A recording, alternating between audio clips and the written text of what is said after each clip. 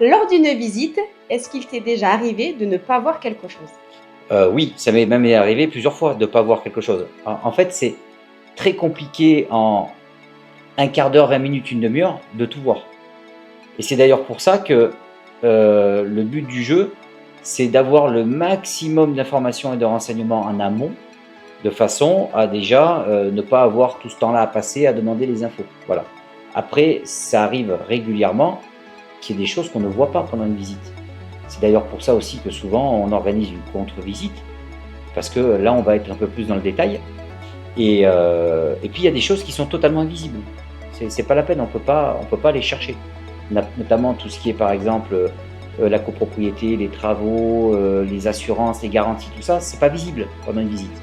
Par contre, ça fait partie des documents qu'on va préparer pour avoir un dossier, pour être sûr d'acheter en ayant toutes les informations sur le bien qu'on a envie d'acheter. Voilà. Donc oui, il ne faut pas croire qu'en un quart d'heure, on voit tout.